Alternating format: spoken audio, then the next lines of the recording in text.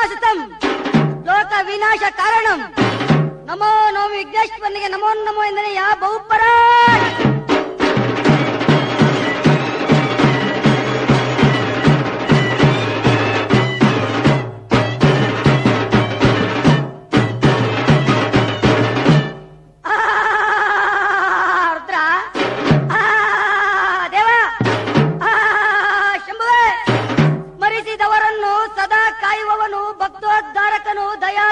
ಆಗಿರುವ ಶ್ರೀ ವೀರಭದ್ರ ದೇವರ ಪವಿತ್ರ ಪಾದಾರವಿಂದಗಳಿಗೆ ನಮಸ್ಕರಿಸುತ್ತಾ ಶ್ರೀ ವೀರಭದ್ರ ದೇವರ ಖಡ್ಗ ಪ್ರವಚನದ ಅಲ್ಪ ಭಾಗವನ್ನು ನನ್ನ ಮನಭಕ್ತಿ ಪೂರ್ವಕವಾಗಿ ಅರ್ಪಿಸುತ್ತಿದ್ದೇನೆ. ಬಹುಪರಾಜ್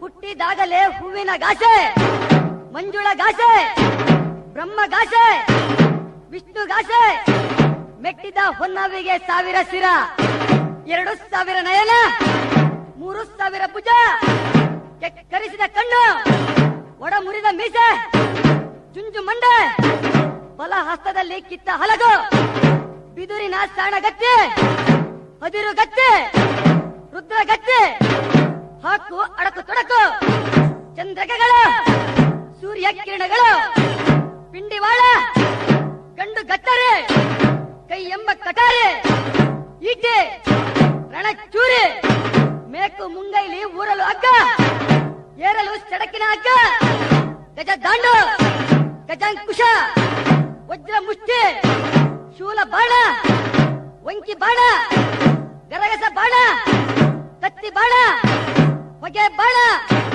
ಇಂತಿ 32 ಆಯುಧಗಳನ್ನು ಧರಿಸಿಕೊಂಡು ಕೊಲಲೆ ಎಂದು ಕೂಗಿ ಎಂದು ಬರುವ ಭೈರವನಂ ಕಡಿದು, ಸರಸ್ವತಿಯ ಮೂಗನ್ನು ಕೊಯ್ದು, ಚಂದ್ರನಂ ಕಡಿದು, ಸೂರ್ಯನ ಹಲ್ಲನ್ನೇ ಮುರಿದು, 64 ಕೋಟಿ ರಾಕ್ಷಸರಂ ತನ್ನ ಕೆಂಡ ಗಣ್ಣಿನಲ್ಲಿ ಉರುಹಿ ಕೆಂಡ ದೋಳ್ಕುಳಿ ಆಡುತ್ತಿದ್ದೇನೆ ನಮ್ಮ ಕಟುಗ್ರಾದ ಕಲಿವೀರ ಭದ್ರ. ಅಭಿನಮಗೆ ರುದ್ರ, ಕರುಣಾ ಸಮುದ್ರ, ನಿನ್ನ ಪವಾಡವು ಅಂದೆಗುಂಟು ಇಂದಿಗಿಲ್ಲವೆನ್ನುವ ಶತದ್ರೋಹಿಗಳಿಗೆ ನೀನೇ ಗಂಡ ಬಲ.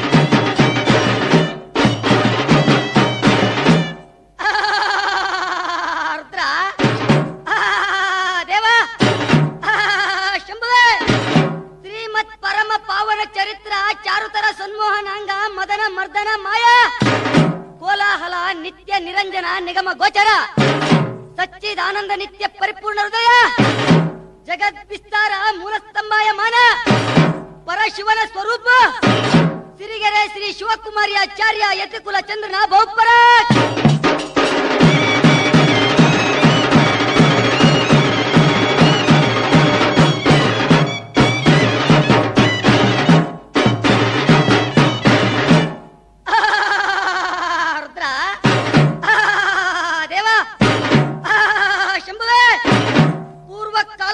ಹಿರಣ್ಯಾಕ್ಯನೆಂಬ ದೈತ್ಯನ ಮಗನಾದ ದುರುಳ ಹಿರಣ್ಯ ರಾಕ್ಷಸನು ಈ 14 ಲೋಕಗಳನ್ನು ಚಾಪೆಯಲ್ಲಿ ಸುರುಳಿ ಮಾಡಿ ಸುತ್ತಿಕೊಂಡು ಬಗಲಲ್ಲಿ ಕದ್ದೊಯ್ಯುತ್ತಿರಲು ಇದನ್ನು ತ್ರಿಲೋಕ ಸಂಚಾರಿಯಾದ ನಾರದ ಮುನಿಯು ನೋಡಿ ಜಗತ್ ರಕ್ಷಕನಾದ ನಮ್ಮ ಪರಶಿವ ಮೂರ್ತಿಗೆ ಹೇಳಲು, ಆಗ ನಮ್ಮ ಪರಶಿವ ಮೂರ್ತಿಯು ಕೂಡಲೇ ತನ್ನ ಪುತ್ರನಾದ ಶ್ರೀ ವೀರಭದ್ರನ ಕರೆಯಲು ಗಂಡುಗಲಿ ಶ್ರೀ ವೀರಭದ್ರನು ಹೇಗೆ ಬರುತ್ತಿದ್ದಾನೆಂದರೆ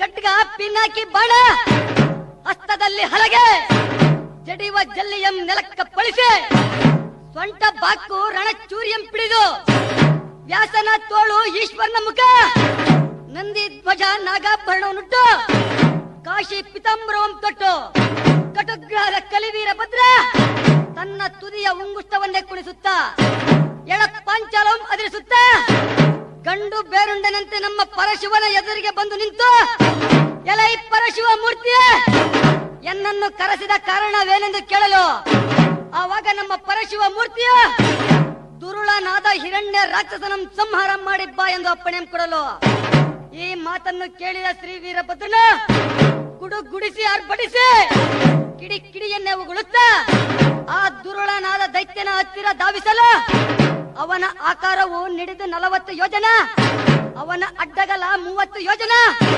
ಅವನ ಕೋರೆ ದವಡೆ ಕೋರೆ ಮೀಸೆ 20 ಯೋಜನ. ಈ ಆಕಾರವನ್ನು ಕಂಡ ಶ್ರೀ ವೀರಭದ್ರನ ಲಲ್ಲಾಟದಲ್ಲಿ ವಿಭೂತಿಯಂ ಧರಿಸಿ ಕರ್ಪೂರದ ಬಿಳಿ ಎಳಿಗಳನ್ನು ಉಗುಳುತ್ತಾ ನಿಂತಿರಲು, ಆವಾಗ ಆ ದೈತ್ಯನು ಶ್ರೀ ವೀರಭದ್ರನಿಗೆ ನೀನು ಯಾರೆಂದು ಕೇಳಲು, ಆವಾಗ ನಮ್ಮ ಶ್ರೀ ವೀರಭದ್ರನ ಶಂಕರನ ಪುತ್ರನಾದ ಶ್ರೀ ವೀರಭದ್ರನೆಂದು ನಾಮಾಂಕಿತ ಹೇಳಲ, ಆವಾಗ ಆ ದೈತ್ಯನ ನಿಮ್ಮ ಶಂಕರನು ಎನಗೆ ಮಗನಾಗಬೇಕು, ನೀನು ಮೊಮ್ಮಗನಾಗಬೇಕೆಂದು ಹೇಳಲು, ಈ ಮಾತನ್ನು ಕೇಳಿದ ಶ್ರೀ ವೀರಭದ್ರನ ಕಠೋರ ಧ್ವನಿಯಿಂದ ಕೂಗುತ್ತಾ ಗುಡುಗುಡಿಸಿ ಆರ್ಭಟಿಸಿ ಕಿಡಿ ಕಿಡಿಯನ್ನೇ ಉಗುಳುತ್ತಾ, ಎಲ್ಲೋ ನೀನು ಯುಗ 10 ಸಾರಿ ಸತ್ತು ಹುಟ್ಟುವ ನರ ಹರಿಯ ಎಂದು ಗರ್ಜಿಸಲು, ಈ ರಭಸಕ್ಕೆ ಈರೇಳು ಭವನ ಲೋಕಗಳು ಗದಗದನೆ ನಡುಗಿದವು, ನಕ್ಷತ್ರಗಳು ಉದುರಿದವು, ಸೂರ್ಯ ಚಂದ್ರರಿಗೆ ದಿಕ್ಕು ತೋಚದಂತಾಯಿತು.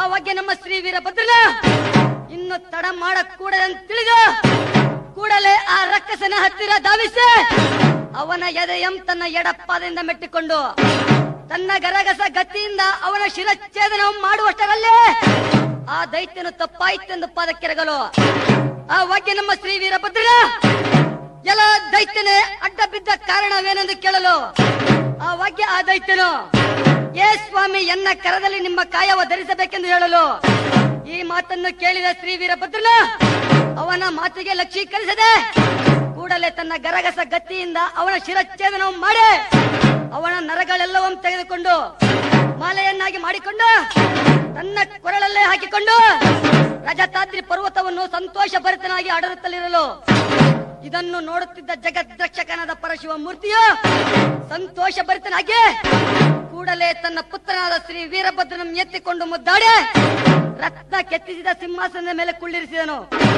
ಆಗ ಜಗನ್ಮಾತೆಯಾದ ಪಾರ್ವತಾ ದೇವಿಯು ಅಲ್ಲಿಗೆ ಬಂದು ತನ್ನ ಪುತ್ರನಾದ ಶ್ರೀ ವೀರಭದ್ರನಿಗೆ ಮುತ್ತಿನ ಸಾಸಿವೆಯನ್ನಿಟ್ಟು ರತ್ನದ ನಿವಾಳಿಯಂ ಮಾಡಿದಳು. ಉಳಿದ ಪ್ರಥಮ ಗಣಗಳು ಶ್ರೀ ವೀರಭದ್ರನಿಗೆ ವೀರಗಾಸೆಯಂ ತೊಡಿಸಿ ನಾಟ್ಯವನ್ನಾಡೆಂದು ಕೇಳಲು, ನಾಟ್ಯವನ್ನಾಡುತ್ತಾ ಬರುತ್ತಿದ್ದಾನೆ ಕಟುಗ್ರಹದ ಕಲಿ ವೀರಭದ್ರ. ಅಭಿನಮಗೆ ರುದ್ರ ಕರುಣಾ ಸಮುದ್ರ, ನಿನ್ನ ಪವಾಡವು ಅಂದಿಗುಂಟು ಇಂದಿಗಿಲ್ಲ ಎನ್ನುವ ಶತದ್ರೋಹಿಗಳಿಗೆ ನೀನೇ ಗಂಡ ಬಳ.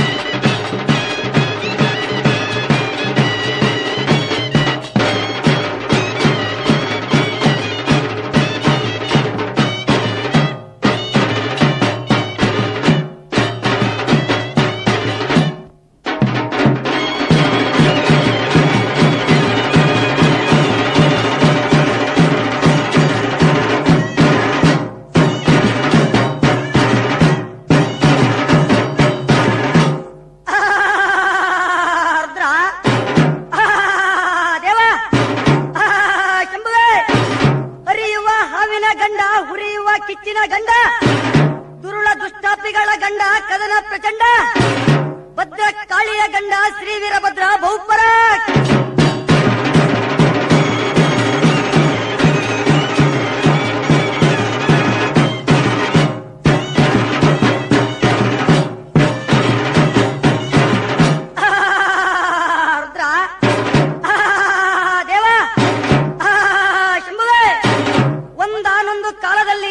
ಪಾರ್ವತಿಯರಿರುವರು ಕೈಲಾಸದಲ್ಲಿ ಕುಳಿತಿರುವ ಸಮಯದೊಳು ಓರ್ವ ಭೃಂಗೇಶ್ವರನು ಅಲ್ಲಿಗೆ ಬಂದು ಜಗದ್ರಕ್ಷಕನಾದ ಪರಶಿವ ಮೂರ್ತಿಗೆ ಏಕಕರದಲ್ಲಿ ನಮಸ್ಕಾರವನ್ನು ಮಾಡಲು ಇದನ್ನು ನೋಡಿದ ಜಗನ್ಮಾತೆಯಾದ ಪಾರ್ವತಾ ದೇವಿಯು ತನ್ನ ಪತಿಯಾದ ಶಂಕರನ ಹತ್ತಿರ, ಎಲೈ ಶಂಭುವೆ, ಎಲ್ಲಾ ದೇವಾನು ದೇವತೆಗಳು ಜೋಡು ಹಸ್ತದಿಂದ ನಮಸ್ಕರಿಸಿದರೆ ಈ ಭೃಂಗೇಶ್ವರನು ಏಕ ಹಸ್ತದಿಂದ ನಮಸ್ಕಾರವನ್ನು ಮಾಡಲು ಕಾರಣವೇನೆಂದು ಕೇಳಲು, ಇದನ್ನು ಕೇಳಿದ ಜಗದ್ರಕ್ಷಕನಾದ ಪರಶಿವ ಮೂರ್ತಿಯು ಪಾರ್ವತಿಗೆ ಗರ್ವ ಬಂದಿರುವುದೆಂದು ತಿಳಿದು, ಎಲೆ ಈ ಜಗನ್ಮಾತೆಯಾದ ಪಾರ್ವತಾ ದೇವಿಯೇ, ಎಲ್ಲಾ ದೇವಾನು ದೇವತೆಗಳು ಜೋಡು ಹಸ್ತದಿಂದ ನಮಸ್ಕರಿಸಿದರೆ ನಮಗೀವರೆಗೂ ಸಲ್ಲುತ್ತದೆ. ಆದರೆ ಈ ಭೃಂಗೇಶ್ವರನು ಮಾಡಿದ ನಮಸ್ಕಾರ ಏನಗೊಬ್ಬನಿಗೆ ಅದು ನಿನಗಲ್ಲವೆಂದು ಹೇಳಲು, ಇದರಿಂದ ಕೋಪಗೊಂಡ ಜಗನ್ಮಾತೆಯಾದ ಪಾರ್ವತಾ ದೇವಿಯು, ಎಲೆ ಈ ಭೃಂಗೇಶ್ವರನೇ, ನೀನು ತೊಟ್ಟಿರುವ ಬಟ್ಟೆ ನನ್ನದು, ನೀನು ಉಸಿರಾಡುವ ಗಾಳಿ ನನ್ನದು, ನೀನು ಓಡಾಡುವ ಭೂಮಿ ನನ್ನದು, ಇಷ್ಟು ತಿಳಿಯದೆ ನೀನು ನನಗೆ ನಮಸ್ಕಾರವನ್ನು ಮಾಡಲಿಲ್ಲವಾದ್ದರಿಂದ ನಿನಗೆ ಶಾಪವನ್ನು ಕೊಟ್ಟಿರುವೆನೆಂದು ಹೇಳಿ, ಅದೇನೆಂದರೆ, ಎಲೆ ಭೃಂಗೇಶ್ವರನೇ, ನೀನು ಕಾಲು ಪಾಲು ಪಕ್ಷಿಯಾಗಿ ಮುಕ್ಕಾಲು ಪಾಲು ನರನಾಕಾರವಾಗಿ ಕೇಚರ ಮಾರ್ಗದಲ್ಲಿ ಹಾರಾಡೆಂದು ಶಾಪವನ್ನು ಕೊಡಲು ಜಗನ್ಮಾತೆಯಾದ ಪಾರ್ವತಾ ದೇವಿಯ ಶಾಪದಂತೆ ಆ ಭೃಂಗೇಶ್ವರನು ಶಾಪಗ್ರಸ್ತನಾಗಿ ಕಾಲು ಪಾಲು ಪಕ್ಷಿಯಾಗಿ ಮುಕ್ಕಾಲು ಪಾಲು ನರನಾಕಾರವಾಗಿ ಕೇಚರ ಮಾರ್ಗದಲ್ಲಿ ಹಾರಾಡುತ್ತಿರಲು ಇದನ್ನು ನೋಡಿದ ಜಗದ್ರಕ್ಷಕನಾದ ಪರಶಿವ ಮೂರ್ತಿಯು ಕೇಚರ ಮಾರ್ಗದಲ್ಲಿ ಹಾರಾಡುತ್ತಿರುವ ಭೃಂಗೇಶ್ವರನಿಗೆ ತನ್ನ ತ್ರಿಶೂಲವನ್ನು ತೆಗೆದು ಅವನಿಗೆ ವಾಹನವನ್ನಾಗಿ ಕಳಿಸಲು ಇದನ್ನು ನೋಡಿದ ಜಗನ್ಮಾತೆಯಾದ ಪಾರ್ವತಾ ದೇವಿಯು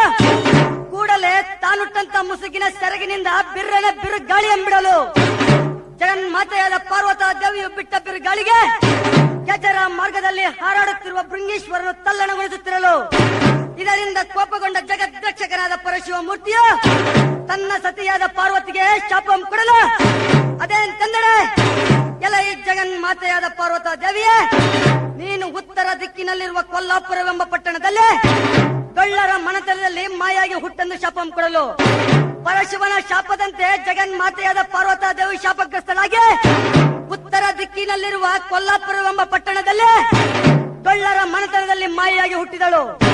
ಆಗ ನಮ್ಮ ಜಗದ್ರಕ್ಷಕನಾದ ಪರಶಿವ ಮೂರ್ತಿಯ ಕೇಚರ ಮಾರ್ಗದಲ್ಲಿ ಹಾರಾಡುತ್ತಿರುವ ಭೃಂಗೇಶ್ವರನನ್ನು ತನ್ನಲ್ಲಿಗೆ ಬರಮಾಡಿಕೊಂಡು, ಎಲೆ ಭೃಂಗೇಶ್ವರನೇ, ನೀನು ಉಜ್ಜಯಿನಿಗೆ ಹೋಗಿ ಮರುಳ ಸಿದ್ಧನಾಗಿ ಹುಟ್ಟಿ ಕಾವಿ ಬಟ್ಟೆಯನ್ನು ಧರಿಸಿಕೊಂಡು ಭಸ್ಮ ರುದ್ರಾಕ್ಷಿಗಳನ್ನು ಧರಿಸಿಕೊಂಡು ಎಡಗೈಯಲ್ಲಿ ಜೋಳಿಗೆ ಬಲಗೈಯಲ್ಲಿ ಬೆತ್ತವನ್ನು piಡಿದುಕೊಂಡು ಜಂಗಮ ವೇಷಧಾರಿಯಾಗಿ ನನ್ನ ಹತ್ತಿರ ಬಾ ಎಂದು ಹೇಳಲು ಪರಶಿವನ ಅಪ್ಪಣೆಯಂತೆ ಆ ಭೃಂಗೇಶ್ವರನು ಉಜ್ಜಯಿನಿಗೆ ಹೋಗಿ ಮರುಳ ಸಿದ್ಧನಾಗಿ ಹುಟ್ಟಿ ಕಾವಿ ಬಟ್ಟೆಯನ್ನು ಧರಿಸಿಕೊಂಡು ಭಸ್ಮ ರುದ್ರಾಕ್ಷಿಯನ್ನು ಧರಿಸಿಕೊಂಡು ಎಡಗೈಯಲ್ಲಿ ಜೋಳಿಗೆ ಬಲಗೈಯಲ್ಲಿ ಬೆತ್ತವನ್ನು piಡಿದುಕೊಂಡು ಜಂಗಮ ವೇಷಧಾರಿಯಾಗಿ ಜಗದ್ರಕ್ಷಕನಾದ ಪರಶಿವನ ಹತ್ತಿರ ಬಂದ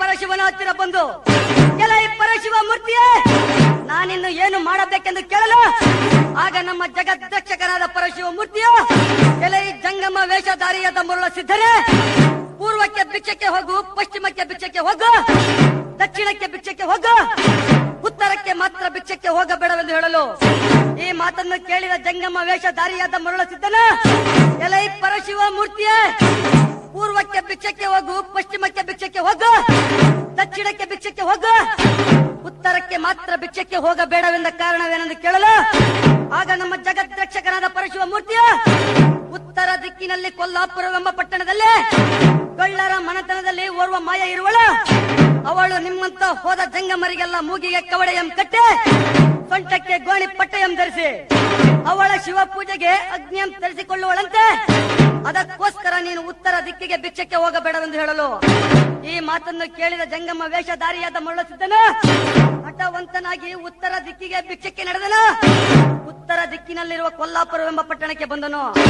ಆ ಪಟ್ಟಣದ ಕೋಟೆಯ ಸುತ್ತಲೂ ಕೋಟಿ ರಾಕ್ಷಸರುಗಳ ಕಾವಲು, ಎಡಗಡೆ ಯಕನಾಥಿ ಯಲ್ಲಮ್ಮನ ಕಾವಲು, ಬಲಗಡೆ ಬನ್ನಿ ಮಹಾಕಾಳಿಯ ಕಾವಲು, ಎದುರಿಗೆ ಘಟ ಸರ್ಪಗಳ ಕಾವಲು.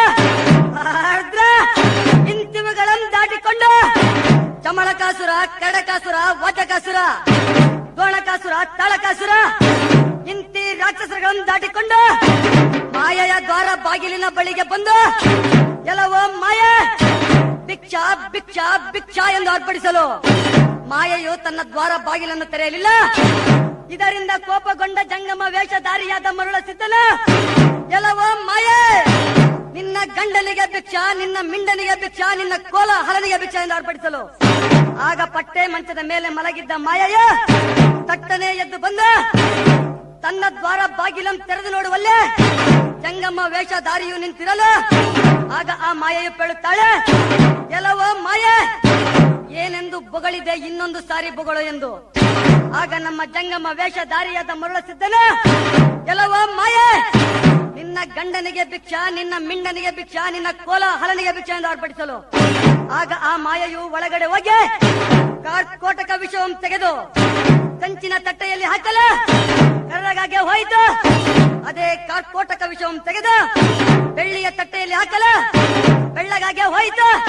ಪುನಃ ಅದೇ ಕೋಟಕ ವಿಷವನ್ನು ತೆಗೆದು ಕಲ್ಲಿನ ತಟ್ಟೆಯಲ್ಲಿ ಹಾಕಿ ತಂದು ಜಂಗಮ ವೇಷಧಾರಿಯಾದ ಮರುಳಸಿದ್ದನ ಬಕ್ಕಸೆಗೆ ಸುರಿಯಲು ಆ ವಿಷವನ್ನು ಅವನು ಸುರಪ್ಪನ ಮಾಡಲು ಆಗ ನಮ್ಮ ಜಂಗಮ ವೇಷಧಾರಿಯಾದ ಮರುಳಸಿದ್ದನು ಎಲ್ಲವೋ ಮಾಯೆ, ನನಗೆ ಹಸಿವಾಗಿದೆ, ಹೊಟ್ಟೆ ತುಂಬಲಿಲ್ಲ, ತೃಪ್ತಿಯಾಗಲಿಲ್ಲ, ಇನ್ನಷ್ಟು ಮತ್ತಷ್ಟು ಎಂದು ಅರ್ಪಡಿಸಲು ಆಗ ಮಾಯೆಯು ತನ್ನ ದ್ವಾರ ಬಾಗಿಲನ್ನು ಭದ್ರಪಡಿಸಿಕೊಂಡು ಹೊಟ್ಟೆ ಮಂಚದ ಹೋಗಿ ಮಲಗಲ.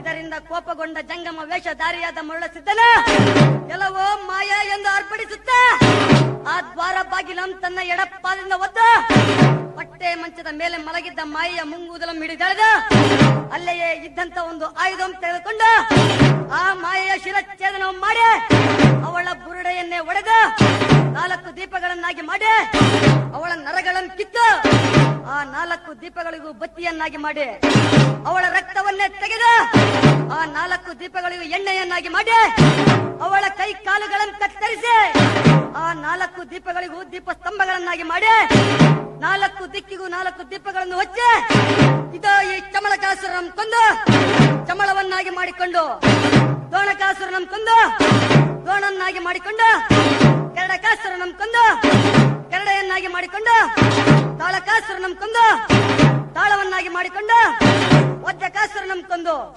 ವಾದ್ಯವನ್ನಾಗಿ ಮಾಡಿಕೊಂಡು ನವಬತ್ತು ಭಜನ ಭಜಂತ್ರಿ ಕೀಲಲ ಓಲಗ ವಾದ್ಯ ತಮ್ಮಟಗಳಿಂದ ರಭಸವಾಗಿ ಬರುತ್ತಿದ್ದೇನೆ ನಮ್ಮ ಮರುಳಸಿದ್ದ ಕೆರೆ ಕಾಳಿಂಗ ರುದ್ರ ಚಲದಂಕ ಮಲ್ಲ ವಿಪರೀತ ನಾಯಕ ಕೊಂಡೇಲ ಗಂಡ ಹರಿಹರಿ ಆ ನವಬ್ರಹ್ಮರೋಳ್ ಮೇಲಾದ ದಕ್ಷ ಬ್ರಹ್ಮ ಸಿರ ಹರಿದು ಹರಿದ ತಲೆಗೆ ಕುರಿ ತಲೆಯನ್ನಿಟ್ಟ ದೊರೆಯೇ ನಿನಗಾರು ಸರಿಯೇ ಸರಿ ಸರಿ ಎಂದವರ ಹಲ್ಲು ಮರಿಯೇ ಬಲ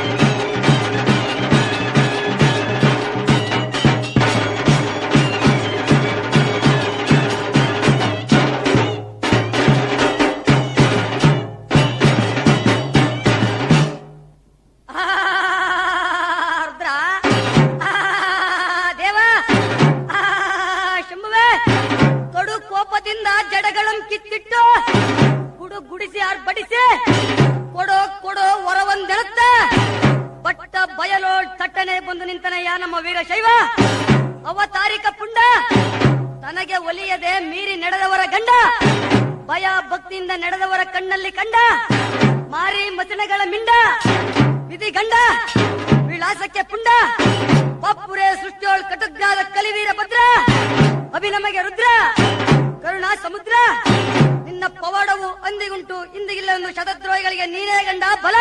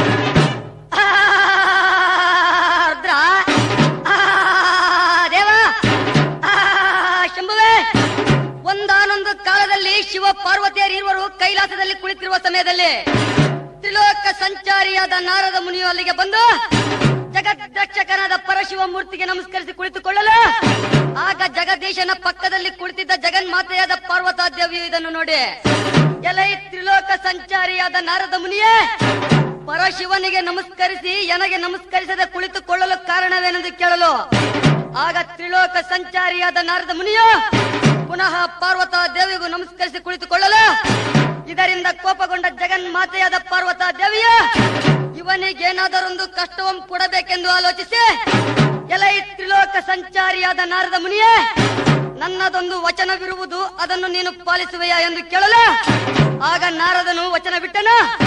ಆಗ ನಮ್ಮ ಜಗನ್ಮಾತೆಯಾದ ಪಾರ್ವತಾ ದೇವಿಯು, ಎಲೈ ತ್ರಿಲೋಕ ಸಂಚಾರಿಯಾದ ನಾರದ ಮುನಿಯೇ, ಹರ ಮುನಿದರು ಗುರು ಕಾಯುವನೆಂಬ ವಚನವನ್ನು ಭೂಲೋಕದಲ್ಲಿ ಸ್ಥಿರಪಡಿಸಿ ಬಾ ಎಂದು ಹೇಳಲು ಈ ಮಾತನ್ನು ಒಪ್ಪಿಕೊಂಡ ತ್ರಿಲೋಕ ಸಂಚಾರಿಯಾದ ನಾರದ ಮುನಿಯು ಕೂಡಲೇ ಭೂಲೋಕಕ್ಕೆ ಪ್ರಯಾಣವನ್ನು ಬೆಳೆಸಿದನು. ಭೂಲೋಕದಲ್ಲಿನ ಅಯೋಧ್ಯ ಪಟ್ಟಣಕ್ಕೆ ಬಂದನು. ಅಯೋಧ್ಯ ಪಟ್ಟಣದಲ್ಲಿ ಶ್ರೀರಾಮಚಂದ್ರನು ತನ್ನ ಸತಿಯಾದ ಸೀತಾದೇವಿಯನ್ನ ಮರಳಿ ಪಡೆದ ಸಂತೋಷಕ್ಕಾಗಿ ತನ್ನ ಭಕ್ತರಾದ ಕಪಿವೀರರಿಗೆ ಅವರು ಬೇಡಿದ ಇಷ್ಟಾರ್ಥಗಳನ್ನು ಕೊಟ್ಟು ಕಳಿಸುತ್ತಿದ್ದನು. ಶ್ರೀರಾಮಚಂದ್ರನ ಪರಮ ಭಕ್ತನಾದ ಮುದ್ದು ಮಾರುತಿಯು ತಾನು ಏನಾದರೊಂದು ಇಷ್ಟಾರ್ಥವನ್ನು ಪಡೆದುಕೊಂಡು ಬರಬೇಕೆಂದು ತನ್ನ ಗುರುವಾದ ಶ್ರೀರಾಮಚಂದ್ರನಲ್ಲಿಗೆ ಅವಸರಗೊಂಡು ಹೋಗುತ್ತಿರುವಾಗೆ ದಾರಿ ಮಧ್ಯದಲ್ಲಿ ಈ ತ್ರಿಲೋಕ ಸಂಚಾರಿಯಾದ ನಾರದ ಮುನಿಯು ಭೇಟಿಯಾಗಿ, ಎಲೈ ಮುದ್ದು ಮಾರುತಿಯೇ, ಇಷ್ಟೊಂದು ಅವಸರಗೊಂಡು ಹೋಗುತ್ತಿರಲು ಕಾರಣವೇನೆಂದು ಕೇಳಲು ಆವಾಗ ನಮ್ಮ ಮುದ್ದು ಮಾರುತಿಯು, ನನ್ನ ಗುರುವಾದ ಶ್ರೀರಾಮಚಂದ್ರನಲ್ಲಿಗೆ ನಾನು ಹೋಗಿ ನನ್ನ ಇಷ್ಟಾರ್ಥವನ್ನು ಪಡೆದುಕೊಂಡು ಬರುತ್ತೇನೆಂದು ಹೇಳಲು ಆವಾಗ ನಮ್ಮ ತ್ರಿಲೋಕ ಸಂಚಾರಿಯಾದ ನಾರದ ಮುನಿಯ, ಎಲೈ ಮುದ್ದು ಮಾರುತಿಯೇ, ನನ್ನದೊಂದು ವಚನವಿರುವುದು, ಅದನ್ನು ನೀನು ಪಾಲಿಸುವೆಯಾ ಎಂದು ಕೇಳಲು ಆಗ ನಮ್ಮ ಮುದ್ದು ಮಾರುತಿಯು ವಚನ ಬಿಟ್ಟನ. ಆಗ ನಮ್ಮ ತ್ರಿಲೋಕ ಸಂಚಾರಿಯಾದ ನಾರದ ಮುನಿಯು, ಎಲೈ ಮುದ್ದು ಮಾರುತಿಯೇ, ನೀನು ನಿನ್ನ ಗುರುವಾದ ಶ್ರೀರಾಮಚಂದ್ರನಲ್ಲಿಗೆ ಹೋಗಿ ನನಗೆ ಅಷ್ಟಲಿಂಗಾನಂದ ಮುಕ್ತಿ ಸಾಮ್ರಾಜ್ಯವನ್ನು ದಯಪಾಲಿಸಬೇಕು ದೇವ ಎಂದು ಕೇಳು ಎಂದು ಹೇಳಲು ಈ ಮಾತನ್ನು ಒಪ್ಪಿಕೊಂಡ ಮುದ್ದು ಮಾರುತಿಯು ತನ್ನ ದೇವರ ಶ್ರೀರಾಮಚಂದ್ರನಲ್ಲಿಗೆ ಬಂದು ಶ್ರೀರಾಮಚಂದ್ರನಿಗೆ ನಮಸ್ಕರಿಸಿ ಕುಳಿತುಕೊಳ್ಳಲು ಶ್ರೀರಾಮಚಂದ್ರನಿಗೆ ಸಂತೋಷವಾಯಿತು. ಆಗ ನಮ್ಮ ಶ್ರೀರಾಮಚಂದ್ರನ, ಎಲೈ ಸದ್ಭಕ್ತ ಶ್ರೇಷ್ಠನಾದ ಮುದ್ದು ಮಾರುತಿಯೇ, ನಿನಗಾವ ಆಭರಣ ಬೇಕು ಕೇಳಿಕೋ ಎಂದು ಹೇಳಲು ಆವಾಗ ನಮ್ಮ ಮುದ್ದು ಮಾರುತಿಯು, ನನಗಾವ ಆಭರಣವು ಬೇಡ, ನನಗೆ ಅಷ್ಟಲಿಂಗಾನಂದ ಮುಕ್ತಿ ಸಾಮ್ರಾಜ್ಯವನ್ನು ದಯಪಾಲಿಸಬೇಕು ದೇವ ಎಂದು ಪಾದಕ್ಕೆರಗಲು ಈ ಮಾತನ್ನು ಕೇಳಿದ ಶ್ರೀರಾಮಚಂದ್ರನ, ಎಲೈ ಮುದ್ದು ಮಾರುತಿಯೇ, ನಾನು ಈಗ ನಿರ್ತ್ವದಲ್ಲಿರುವುದರಿಂದ ಅದು ನನ್ನಿಂದ ಅಸಾಧ್ಯವಾಗಿದೆ. ಕಾರಣ ನೀನು ವಶಿಷ್ಠ ಗುರುಗಳಲ್ಲಿಗೆ ಹೋಗಿ ತಿಳಿದುಕೋ ಎಂದು ಹೇಳಲು ಕೂಡಲೇ ಮುದ್ದು ಮಾರುತಿಯು ವಶಿಷ್ಠ ಗುರುಗಳಲ್ಲಿಗೆ ಬಂದು ನಮಸ್ಕರಿಸಿ ಕುಳಿತುಕೊಳ್ಳಲು ವಶಿಷ್ಠ ಗುರುಗಳು ಬಂದ ಕಾರಣವೇನೆಂದು ಕೇಳಲು ಆವಾಗ ನಮ್ಮ ಮುದ್ದು ಮಾರುತಿಯು, ಏ ಸ್ವಾಮಿ ದಯಾನಿಧಿ, ನನಗೆ ಅಷ್ಟಲಿಂಗಾನಂದ ಮುಕ್ತಿ ಸಾಮ್ರಾಜ್ಯವನ್ನು ದಯಪಾಲಿಸಬೇಕು ದೇವ ಎಂದು ಪಾದಕ್ಕೆರಗಲು ಈ ಮಾತನ್ನು ಕೇಳಿದ ವಶಿಷ್ಠ ಗುರುಗಳು, ಎಲೈ ಮುದ್ದು ಮಾರುತಿಯೇ, ಎಲೈ ವಾಯುಪುತ್ರನೇ, ಇದು ನಿನಗೆ ನೆರವೇರಬೇಕಾದರೆ ನೀನು ಪಂಪ ಅವರ ಹೇಮಕೂಟಕ್ಕೆ ಹೋಗಿ ತುಂಗಭದ್ರ ಸ್ನಾನವನ್ನು ಮಾಡಿ ನಾರು ಮಡಿಯನ್ನುಟ್ಟು ಕೂಡಲೇ ಶ್ರೀ ವೀರಭದ್ರನ ಕುರಿತು ಘೋರವಾದ ತಪಸ್ಸನ್ನು ಆಚರಿಸು. ಅಲ್ಲಿ ನಿನಗೆ ಶ್ರೀ ವೀರಭದ್ರ ಪ್ರತ್ಯಕ್ಷನಾಗುತ್ತಾನೆಂದು ಹೇಳಲು ಈ ಮಾತನ್ನು ಒಪ್ಪಿಕೊಂಡ ಮುದ್ದು ಮಾರುತಿಯ ಪಂಪ ಅವರ ಹೇಮಕೂಟಕ್ಕೆ ಹೋಗಿ ತುಂಗಭದ್ರ ಸ್ನಾನ ಮಾಡಿ ನಾರು ಮಡಿಯನ್ನುಟ್ಟು ಶ್ರೀ ವೀರಭದ್ರನ ಕುರಿತು ಘೋರವಾದ ತಪಸ್ಸನ್ನು ಆಚರಿಸಲು ತಪಸ್ಸಿಗೆ ಮೆಚ್ಚಿತನಾಗಿ ಶ್ರೀ ವೀರಭದ್ರ ಪ್ರತ್ಯಕ್ಷನಾಗಿ, ಎಲೈ ಸದ್ಭಕ್ತ ಶ್ರೇಷ್ಠನಾದ ಮುದ್ದು ಮಾರುತಿಯೇ, ಎನ್ನನ್ನು ಕುರಿತು ತಪಸ್ಸನ್ನು ಆಚರಿಸಲು ಕಾರಣವೇನೆಂದು ಕೇಳಲು ಆವಾಗ ನಮ್ಮ ಮುದ್ದು ಮಾರುತಿಯ, ಏ ಸ್ವಾಮಿ ದಯಾನಿಧಿ, ನನಗೆ ಅಷ್ಟಲಿಂಗಾನಂದ ಮುಕ್ತಿ ಸಾಮ್ರಾಜ್ಯವನ್ನು ದಯಪಾಲಿಸಬೇಕು ದೇವ ಎಂದು ಪಾದಕ್ಕೆರಗಲು ಈ ಮಾತನ್ನು ಕೇಳಿದ ಶ್ರೀ ವೀರಭದ್ರನ ಮಾರುತಿಯ ಕರದಲ್ಲಿ ಅವನಿಷ್ಟ ಲಿಂಗವನ್ನು ಕೊಟ್ಟು ಇದನ್ನು ತ್ರಿಕಾಲದಲ್ಲಿ ಪೂಜಿಸುತ್ತಾ ಬಾ ಎಂದು ಹೇಳಲು ಅಂದಿನಿಂದ ಮಾರುತಿಯು ಶ್ರೀ ವೀರಭದ್ರನ ಪರಮ ಶಿಷ್ಯನಾದನು. ಒಂದಾನೊಂದು ದಿವಸ ಗೌತಮ ಮುನಿಯ ಆಶ್ರಯದಲ್ಲಿ ಶಿವಯೋಗಿಯು ತನ್ನಿಷ್ಟ ಲಿಂಗವನ್ನು ಕಳೆದುಕೊಂಡು ಹುಡುಕಿದರೂ ಸಿಗದೇ ಇದ್ದ ಪಕ್ಷದಲ್ಲಿ ಗಂಡು ಗತ್ತರೆ ಹಾಕಿಕೊಂಡು ಪ್ರಾಣವನ್ನು ತೆಗೆದುಕೊಳ್ಳುವ ಸಮಯಕ್ಕೆ ಜಗದ್ರಕ್ಷಕನಾದ ಪರಶಿವನು ಪ್ರತ್ಯಕ್ಷನಾಗಿ ಶಿವಯೋಗಿಯ ಇಷ್ಟಲಿಂಗವನ್ನು ಅವನಿಗೆ ಒಪ್ಪಿಸಿ ಹೊರಡುವ ಸಮಯಕ್ಕೆ ಗೌತಮ ಮುನಿಯು ಸರ್ವರಿಗೂ ಔತಣ ಸಮಾರಂಭವನ್ನು ಏರ್ಪಡಿಸಲು ಸರ್ವರು ಔತಣ ಸಮಾರಂಭವನ್ನು ಮುಗಿಸಿ ಹೊರಡುವ ಸಮಯದಲ್ಲಿ ಜಗದ್ರಕ್ಷಕನಾದ ಪರಶಿವನ ಸಮ್ಮುಖದಲ್ಲಿ ಈ ಮುದ್ದು ಮಾರುತಿಯು ಗಾಯನ ಮಾಡಲು ಇದನ್ನು ನೋಡಿದ ಜಗದ್ರಕ್ಷಕನಾದ ಪರಶಿವ ಮೂರ್ತಿಯು ಸಂತೋಷ ಭರಿತನಾಗಿ, ಎಲೈ ಮುದ್ದು ಮಾರುತಿಯೇ, ಇದೇ ರಾಗ ಗೀತೆಗಳಿಂದ ನಮ್ಮನ್ನು ಕೈಲಾಸಕ್ಕೆ ಬಿಟ್ಟು ಬಾ ಎಂದು ಹೇಳಲು ಈ ಮಾತನ್ನು ಒಪ್ಪಿಕೊಂಡ ಮುದ್ದು ಮಾರುತಿಯು ಒಂದು ಹೆಗಲ ಮೇಲೆ ಪರಮೇಶ್ವರನನ್ನು ಮತ್ತೊಂದು ಹೆಗಲ ಮೇಲೆ ಪಾರ್ವತಾ ದೇವಿಯರನ್ನು ಕುಳ್ಳಿರಿಸಿಕೊಂಡು ಅದೇ ರಾಗ ಗೀತೆಗಳನ್ನು ಹಾಡುತ್ತಾ ಕೈಲಾಸ ಮಾರ್ಗವಾಗಿ ಹೊರಟನ. ಹೀಗೆಯೇ ಹೋಗುತ್ತಿರುವಾಗೆ ಮಾರುತಿಗೆ ದಾರಿ ಮಧ್ಯದಲ್ಲಿ ಲಿಂಗ ಪೂಜೆಯ ವೇಳೆಯಾಗಲು ಕೂಡಲೇ ಶಿವ ಪಾರ್ವತಿಯರನ್ನು ಕೆಳಗಿಳಿಸಿ, ಏ ಸ್ವಾಮಿ ದಯಾನಿಧಿ, ನನಗೆ ಲಿಂಗ ಪೂಜೆಯ ವೇಳೆಯಾಗಿದೆ. ನಾನು ಪಂಪ ಅವರ ಹೇಮಕೂಟಕ್ಕೆ ಹೋಗಿ ತುಂಗಭದ್ರ ಸ್ನಾನ ಮಾಡಿ ನಾರು ಮಡಿಯನ್ನುಟ್ಟು ಶಿವ ಪೂಜೆಯನ್ನು ಮುಗಿಸಿಕೊಂಡು ಬರುವೆನು. ನನಗೆ ಅಪ್ಪಣೆ ಕೊಡಿ ಎಂದು ಪದಕ್ಕೆರಗಲ.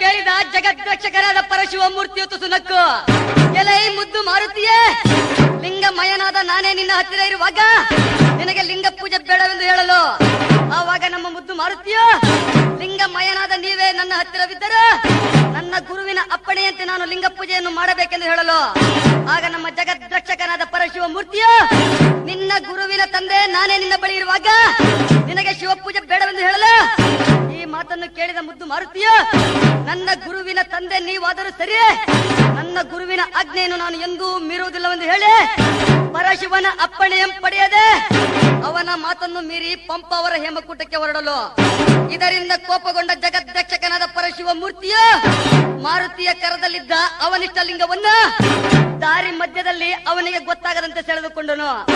ಮುದ್ದು ಮಾರುತಿಯು ಪಂಪ ಅವರ ಹೇಮಕೂಟಕ್ಕೆ ಹೋಗಿ ತುಂಗಭದ್ರೋ ಸ್ನಾನವನ್ನು ಮಾಡಿ ನಾರು ಮಡಿಯನ್ನುಟ್ಟು ಶಿವ ಪೂಜೆಗೆ ಕುಳಿತುಕೊಂಡು ತನ್ನ ಕರಡಿಗೆಯನ್ನು ಬಿಚ್ಚಿ ನೋಡುವಲ್ಲಿ ಅಲ್ಲಿ ಲಿಂಗವಿಲ್ಲದಿರಲು ಮಾರುತಿಗೆ ದಿಗ್ಭ್ರಮೆಯಾಯಿತು. ಆವಾಗ ನಮ್ಮ ಮುದ್ದು ಮಾರುತಿಯು ತುಂಗಭದ್ರೆಯೋಳು ಏನಾದರೂ ಸಿಡಿದು ಹೋಗಿರಬಹುದೆಂದು ತುಂಗಭದ್ರೆಯ ನೀರನ್ನು ಹುಗ್ಗಿ ಹುಗ್ಗಿ ನೋಡಲು ಅಲ್ಲಿಯೂ ಲಿಂಗ ಸಿಗಲಿಲ್ಲ. ಬ್ರಹ್ಮಾಂಡದೊಳಗೇನಾದರೂ ಅಡಗಿಕೊಂಡಿರಬಹುದೆಂದು ಬ್ರಹ್ಮಾಂಡವನ್ನೇ ಜಿಗಿದು ಹೋಳು ಮಾಡಿ ನೋಡಲು ಅಲ್ಲಿಯೂ ಲಿಂಗ ಸಿಗಲಿಲ್ಲ. ಬೆಟ್ಟ ಗುಡ್ಡಗಳಲ್ಲೇನಾದರೂ ಅಡಗಿಕೊಂಡಿರಬಹುದೆಂದು ಬೆಟ್ಟ ಗುಡ್ಡಗಳನ್ನು ಕುಟ್ಟಿ ಪುಡಿ ಪುಡಿ ಮಾಡಿ ನೋಡಲು ಅಲ್ಲಿಯೂ ಲಿಂಗ ಸಿಗಲಿಲ್ಲ.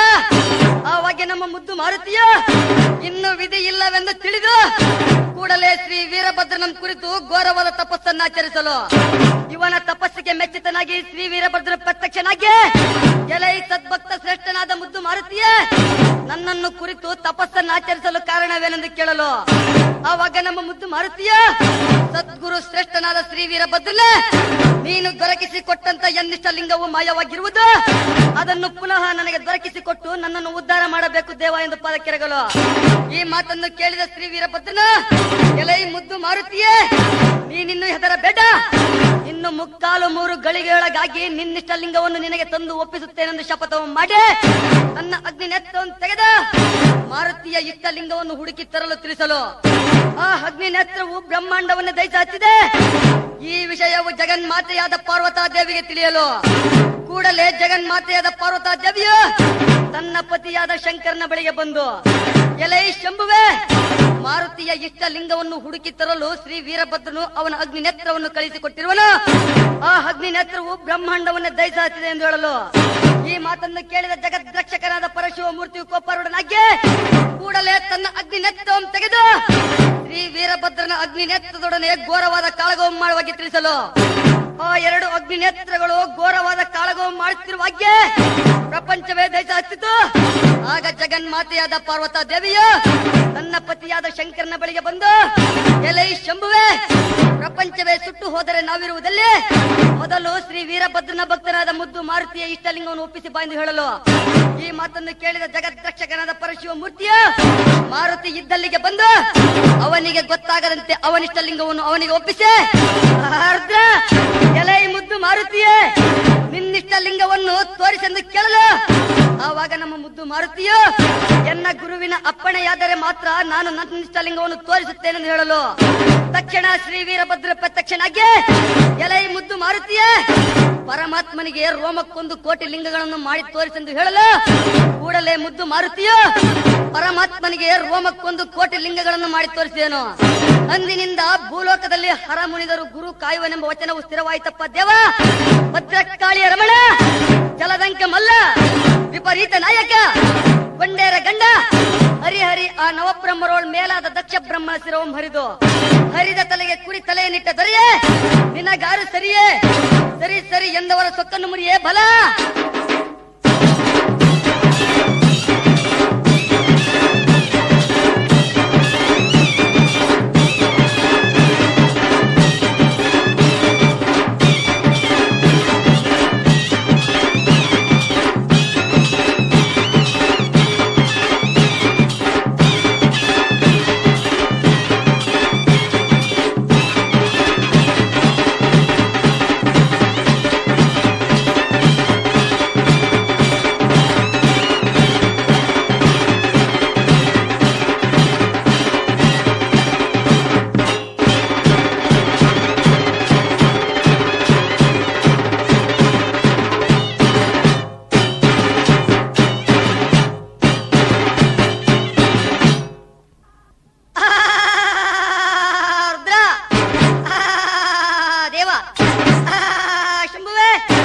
ಒಂದಾನೊಂದು ದಿವಸ ಪ್ರದೋಷ ಕಾಲದಲ್ಲಿ ಶ್ರೀ ಶಂಕರನು ಪ್ರತಿನಿತ್ಯವೂ ನೂತನ ಚಿತಾಭಸ್ಮವನ್ನು ಹಚ್ಚಿಕೊಳ್ಳುವ ನಿಮಿತ್ತವನ್ನು ಇಟ್ಟುಕೊಂಡಿದ್ದನು. ಒಂದು ದಿನ ಆ ವಿಭೂತಿಯಲ್ಲಿ ಒಂದು ಹರಳು ಸಿಕ್ಕಲು ಕೂಡಲೇ ಶಂಕರನು ಆ ಹರಳನ್ನು ತೆಗೆದು ಭೂಮಿಗೆ ಒಗೆದನು. ಅದರಿಂದ ಓರ್ವ ರಕ್ಕಸನು ಜನಿಸಿದನು. ಇವನನ್ನು ಕಂಡು ಶಂಕರನು ಭಸ್ಮಾಸುರನೆಂದು ಹೆಸರನ್ನಿಟ್ಟನು. ಭಸ್ಮಾಸುರನು ಶಂಕರನ ಭಕ್ತನಾಗಿ ಪ್ರತಿದಿನ ಪರಮೇಶ್ವರನಿಗೆ ನೂತನ ಚಿತಾಭಸ್ಮವನ್ನು ತಂದು ಕೊಡುತ್ತಾ ಶಿವನ ಚಿತ್ತವನ್ನು ಒಲಿಸಿಕೊಂಡಿದ್ದನು. ಒಂದು ದಿನ ಭಸ್ಮಾಸುರನು ತನ್ನ ಮನದೊಳಗೆ, ಆಹಾ, ದೇವತೆಗಳು ಇಷ್ಟೇಕೆ ಪೂಜ್ಯರಾಗಿರುವರು, ರಕ್ಕಸರನ್ನು ಕಂಡು ನಿಂದೆ ಮಾಡುವರಲ್ಲ, ನಾನು ಹುಟ್ಟಿದ್ದಕ್ಕೆ ಸಾರ್ಥಕವೇನು? ನನ್ನ ತಪೋ ಬಲದಿಂದ ಶಂಕರನನ್ನು ಒಲಿಸಿಕೊಂಡು ಅವನಿಂದ ವರವಂ ಪಡೆದು ಸಕಲ ದೇವತೆಗಳನ್ನು ನಿರ್ನಾಮ ಮಾಡಿದರೆ ನಾನೇ ಅರಸನಾಗಬಹುದೆಂದು ಆಲೋಚಿಸಿ, ಅಲ್ಲದೆ ನನ್ನ ಕುಲವನ್ನು ಉದ್ಧಾರ ಮಾಡಿದಂತಾಗುವುದೆಂದು ಆಲೋಚಿಸಿ ಒಂದು ದಿನ ಶಂಕರನೆಡೆಗೆ ಬಂದು ಕಪಟದಿಂದ, ಎಲೈ ದೇವನೇ, ಭೂಮಿಯಲ್ಲಿ ಇಂದು ಎಷ್ಟು ತಿರುಗಿದರೂ ನೂತನ ಚಿತಾಭಸ್ಮವು ಸಿಕ್ಕಲಿಲ್ಲ, ನಾನೇನು ಮಾಡಲಿ? ಸುಮ್ಮನೆ ನನ್ನನ್ನು ಇಷ್ಟೇಕೆ ತಿರುಗಿಸುತ್ತೀಯಾ? ನಾನು ಯಾರ ತಲೆಯ ಮೇಲೆ ಹಸ್ತವನ್ನಿಡುವೆನೋ ಅವರು ತತ್ಕ್ಷಣದಲ್ಲಿಯೇ ನಾಶವಾಗಬೇಕು. ಇಂಥ ವರವನ್ನು ಕೂಡ ಬಾರದೆ ಅಂದರೆ ನಾನು ನಿನಗೆ ಬೇಡಿದಾಗೆ ನೂತನ ಚಿತಾಭಸ್ಮವನ್ನು ತಂದು ಕೊಡುತ್ತೇನೆಂದು ಹೇಳಲು ಆರ್ದ್ರ ಪರಶಿವನು ಈ ದುರುಳನ ಕಪಟವನ್ನರಿಯದೆ ಅವನಿಗೆ ಈ ವರವನ್ನು ಕೊಡಲು ಸಿದ್ಧನಾಗಿರುವಾಗ ಜಗನ್ಮಾತೆಯಾದ ಪಾರ್ವತಾ ದೇವಿಯು ಬಂದು ಈ ರಕ್ಕಸನಿಗೆ ಈ ವರವನ್ನು ಕೊಡಬಾರದು, ಒಂದು ವೇಳೆ ಕೊಟ್ಟರೆ ಇವನಿಂದ ಮಹದರತ್ವವಾಗುವುದೆಂದು ಪರಿಪರಿಯಿಂದ ಹೇಳಿದಳು. ಇವರಂತೆ ಗಜಾನನ, ಷಡನನ, ನಂದಿ ಭೃಂಗಾದಿಗಳು ಸಹ ನುಡಿದರು. ಜಗದ್ದಕ್ಷಕನಾದ ಬೋಲನಾಥನು ಇವರಾರ ಮಾತನ್ನು ಲಕ್ಷೀಕರಿಸದೆ, ಭಸ್ಮಾಸುರನು ನನ್ನ ಮಗನಂತಿರುವನು, ಅಲ್ಲದೆ ಮಹಾಭಕ್ತನು, ಇವನಿಂದ ಅಂತಹ ಕೆಟ್ಟ ಕಾರ್ಯವೆಂದು ಸಂಭವಿಸದೆಂದು ಹೇಳಿ ರಕ್ಕಸನಿಗೆ ಅವನ ಇಚ್ಛೆಯಂತೆ ವರವನ್ನು ಕೊಟ್ಟನು. ಭಸ್ಮಾಸುರನು ಸಂತುಷ್ಟನಾಗಿ ತನ್ನ ಬಯಕೆಯು ಕೈಗೂಡಿತೆಂದು ತಿಳಿದು ಭೂಮಿಯಲ್ಲಿ ಬಂದು ಧಾರ್ಮಿಕರಾದ ರಾಜರುಗಳನ್ನು, ಮುನಿಗಳನ್ನು ಸಂಹರಿಸತೊಡಗಿದನು. ಸಕಲ ಭೂಮಿಯಲ್ಲಿಯೂ ಆಹಾಕಾರ ನಡೆಯಿತು. ಈ ವರ್ತಮಾನವು ಶಂಕರನಿಗೆ ಸ್ವಲ್ಪವಾದರೂ ತಿಳಿದಿರಲಿಲ್ಲ. ಋಷಿಗಳು, ದೇವತೆಗಳು ಇವನ ಪೀಡೆಯನ್ನು ತಡೆಯಲಾರದೆ ಬ್ರಹ್ಮನ ಹತ್ತಿರ ಹೋಗಿ ಶರಣಾಗತರಾಗಲು ಬ್ರಹ್ಮನು ಇವರೆಲ್ಲರನ್ನು ಕರೆದುಕೊಂಡು ವೈಕುಂಠಪತಿಯ ಬಳಿಗೆ ಬಂದನು. ನಾರಾಯಣನು ಎಲ್ಲರೊಂದಿಗೆ ಕೈಲಾಸಕ್ಕೆ ಬಂದು ಈ ದೈತ್ಯನ ಕೃತ್ಯವನ್ನು ಹೇಳಿ ಮುಂದೇನು ಗತಿ ಎಂದು ಹೇಳುವಷ್ಟರಲ್ಲಿಯೇ ಭಸ್ಮಾಸುರನು ಅಲ್ಲಿಗೆ ಬಂದು, ಎಲೈ ಮೂರ್ಖರೇ, ಇಲ್ಲಿಗೆ ಯಾಕೆ ಬಂದಿರುವಿರಿ? ನಿಮ್ಮನ್ನು ಈಗಲೇ ಸಂಹರಿಸುವೆನೆಂದು ಗದ್ದರಿಸಿ ಜಗದ್ರಕ್ಷಕನಾದ ಪರಶಿವನ ಪಕ್ಕದಲ್ಲಿ ಕುಳಿತಿದ್ದ ಜಗನ್ಮಾತೆಯಾದ ಪಾರ್ವತಾ ದೇವಿಯನ್ನು ನೋಡಿ, ಆಹಾ, ಇಂಥ ಸುಂದರ ಸ್ತ್ರೀಯು ನನಗೆಲ್ಲಿ ದೊರಕುವಳು, ಆದ್ದರಿಂದ ಶಂಕರನನ್ನು ಸಂಹರಿಸಿ ಇವಳನ್ನು ತೆಗೆದುಕೊಂಡು ಹೋಗಬೇಕೆಂದು ಆಲೋಚಿಸಿ ಶಂಕರನ ತಲೆಯ ಮೇಲೆ ಹಸ್ತವನ್ನಿಡಲಿಕ್ಕೆ ಯತ್ನವನ್ನು ಮಾಡಿದನು. ಅದನ್ನು ಕಂಡು ಸಕಲ ದೇವತೆಗಳೆಲ್ಲರೂ ಪರಮಾತ್ಮನಿಗೆ ಪಲಾಯನ ಸೂಕ್ತವನ್ನು ಹೇಳಿದರು. ಶಂಕರನು ಅರಣ್ಯದಲ್ಲಿ ಓಡಲಾರಂಭಿಸಿದನು. ಇವನನ್ನು ಬೆನ್ನಟ್ಟಿ ಭಸ್ಮಾಸುರನು ನಡೆದನು. ಅನ್ನ ನೀರು ಬಿಟ್ಟು ವಾಯುವನ್ನೇ ಆಹಾರ ಮಾಡಿಕೊಂಡು 10,000 ವರ್ಷ ಪರ್ಯಂತರವಾಗಿ ತಪಸ್ಸು ಮಾಡಿದರು. ಮನಸ್ಸಿನಿಂದ ಕೂಡ ಸಿಗದೇ ಇದ್ದ ಪರಮಾತ್ಮನು ಈ ದುರುಳನ ಕೈಗೆ ಸಿಕ್ಕುವನೇ, ಈ ದುರುಳನಾದ ದಾನವನು ಆಹಾ ಶಂಕರನು ಸಿಕ್ಕನೆಂದು ಅಯ್ಯೋ ದೂರ ಓಡಿ ಹೋದನೆಂದು ಬಗಳುತ್ತಾ ಬಹಳ ದೂರ ಬೆನ್ನಟ್ಟಿ ಹೋದನು. ಎಷ್ಟು ಶ್ರಮ ಪಟ್ಟರೂ ನಿರರ್ಥಕವಾಗಿ ದೈತ್ಯನು ಕಂಗೆಟ್ಟು ಸುಮ್ಮನೆ ಕುಳಿತನು. ಆಗ ಜಗದ್ರಕ್ಷಕನಾದ ಪರಶಿವ ಮೂರ್ತಿಯು ಅಲ್ಲೆಯೇ ಒಂದು ವಟ ವೃಕ್ಷವಾಗಿ ನಿಂತುಕೊಂಡನು. ಇತ್ತ ಕಡೆ ಜಗನ್ಮಾತೆಯಾದ ಪಾರ್ವತಾ ದೇವಿಯು ವೈಕುಂಠಪತಿಯ ಬಳಿಗೆ ಬಂದು ಶರಣಾಗತಳಾಗಲು ನಾರಾಯಣು ಒಂದು ಸುಂದರ ಮೋಹಿನಿ ವೇಷವನ್ನು ಧರಿಸಿ ದೈತ್ಯನೆಡೆಗೆ ಬಂದು ಆಗ ಆ ದೈತ್ಯನು ಈ ಸುಂದರ ಸ್ತ್ರೀ ವೇಷವನ್ನು ನೋಡಲು ಈ ಸ್ತ್ರೀ ರೂಪಕ್ಕೆ ಮೋಹಿಸಿ ಇವಳ ಸೌಂದರ್ಯವು ಲಕ್ಷ್ಮೀ ಸರಸ್ವತಿಯರು ಸಹ ಇಲ್ಲವೆಂದು ಧ್ಯಾನಿಸಿ ಇವಳ ಹತ್ತಿರ ಬಂದು, ಮಾನಿ ನೀಮಣಿ, ನಿನ್ನ ರೂಪಕ್ಕೆ ನಾನು ಮರುಳಾಗಿ ಭ್ರಾಂತನಾಗಿರುವೆನು, ದಯಮಾಡಿ ನನ್ನನ್ನು ಹೊಂದಬಾರದೆ, ಪಂಚಶರಣ ಬಾಧೆಯು ಬಹಳ ಆಗಿರುವುದು, ಆ ಸಂಕಟವನ್ನು ಕಳೆದರೆ ನಿನ್ನ ದಾಸನಾಗುವೆನು, ನೀನು ಹೇಳಿದಂತೆ ಕೇಳುವೆನು ಎಂದು ಅನೇಕ ವಿಧದಿಂದ ಬೆಸಗೊಳ್ಳಲಾಗಿ ಮೋಹಿನಿಯು ರಕ್ಕಸನೆ, ಏನೂ ಚಿಂತೆ ಇಲ್ಲ, ನಿನ್ನಿಷ್ಟದಂತೆ ವರ್ತಿಸುವೆನು. ಆದರೆ ನನ್ನದೊಂದು ವ್ರತವಿದೆ, ಅದೇನೆಂದರೆ ನನ್ನ ಕುಲದೇವಿಯಾದ ಈ ವಟವೃಕ್ಷಕ್ಕೆ ನನ್ನ ಲಗ್ನವಾಗುವ ಮುಂದೆ ನಾನು ಹೇಗೆ ಕುಣಿಯುವೆನೋ ಅದರಂತೆ ನನ್ನ ಗಂಡನ ವಶದಿಂದ ಕುಣಿಸುವೆನು ಎಂದು ಬೇಡಿಕೊಂಡಿರುವೆನು. ಕಾರಣ ನಾನು ನರ್ತನ ಮಾಡಿದಂತೆ ನೀನು ಮಾಡಬೇಕು, ಅದರಲ್ಲಿ ಏನಾದರೂ ವ್ಯತ್ಯಾಸವಾದರೆ ನನ್ನ ಕುಲ ದೇವತೆಯು ಕೋಪಿಷ್ಟಳಾಗಿ ನಿನ್ನನ್ನು ಕೊಂದೇ ಬಿಡುವಳು ಎಂದು ಕೇಳಲಾಗಿ ರಕ್ಕಸನ ಇವಳ ಮಧುರ ವಾಕ್ಯಕ್ಕೆ ಮರುಳಾಗಿ ಹಾಗೆಯೇ ಆಗಲಿ ಎಂದು ಒಡಂಬಟ್ಟನು. ಸಕಲ ದೇವತೆಗಳು ಈ ಚಮತ್ಕಾರವನ್ನು ನೋಡಲಿಕ್ಕೆ ವಿಮಾನಾರೂಢರಾಗಿ ಆಕಾಶ ಮಾರ್ಗದಲ್ಲಿ ಬಂದರು. ಮೋಹಿನಿಯು ದೈತ್ಯನೊಂದಿಗೆ ವಟವೃಕ್ಷದ ಕೆಳಬದಿಯಲ್ಲಿ ನರ್ತನವನ್ನು ಮಾಡಲಿಕ್ಕೆ ಆರಂಭಿಸಿದಳು. ಇವಳಂತೆ ರಕ್ಕಸನಾದರೂ ಕುಣಿ ಹತ್ತಿದನು. ಕೆಲವು ಕಾಲದ ಮೇಲೆ ದೈತ್ಯನ ಚಿತ್ತವು ಮೋಹಿನಿಯಲ್ಲಿ ಲೀನವಾಯಿತು.